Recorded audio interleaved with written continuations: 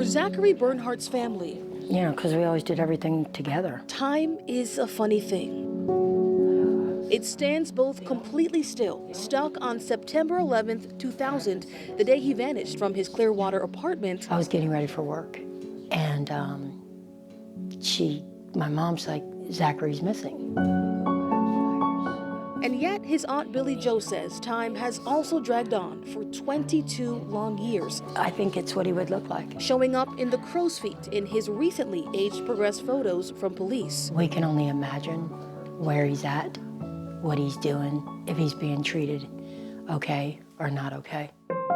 We're all here waiting, so please don't stop looking for Zach. And for 2 decades, Clearwater police have searched for those answers.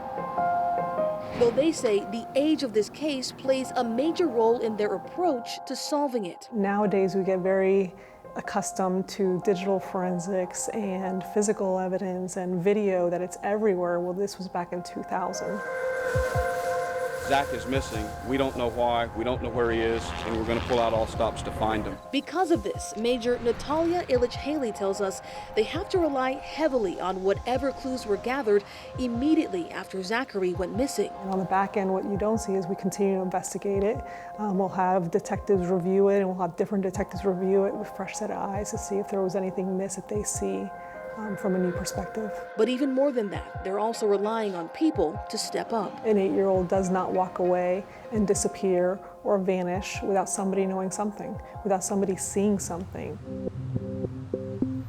And detectives at the Pinellas County Sheriff's Office agree. Most of these cases almost always come down to somebody who has some piece of information, who's willing to step forward and provide that information, and then it's my duty to follow up on that and ensure that that information is vetted fully. Detective Ron Chalmers says they've seen the importance of community buy-in to cold cases work a few different ways. He went missing on January 3rd, 2015.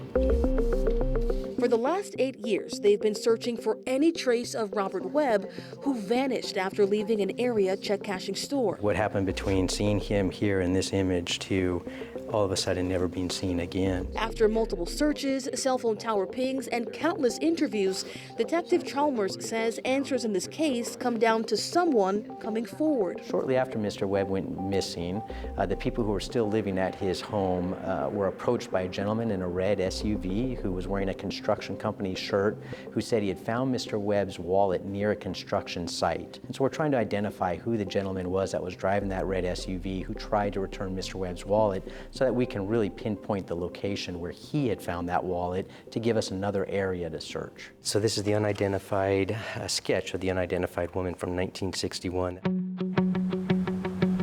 And it's a need they also see in cases where detectives don't know who the victim is. But in that particular case, you know, we have a young woman who we believe to be in her mid-20s who's found tied to a cinder block floating in Tampa Bay near the Oldsmar Power Station. And 60 years later, we don't have a name to go with that. We don't have a family to notify. We miss him, we love him very much, and we want him to come home. If anybody knows anything, I would ask them to please come forward. In the end, it's information that those who love Zachary say could help them get their time back. He's going to come home, just a matter of when. Reporting for ABC Action News with photojournalist Josh Whitston, I'm in-depth reporter Rochelle Aline.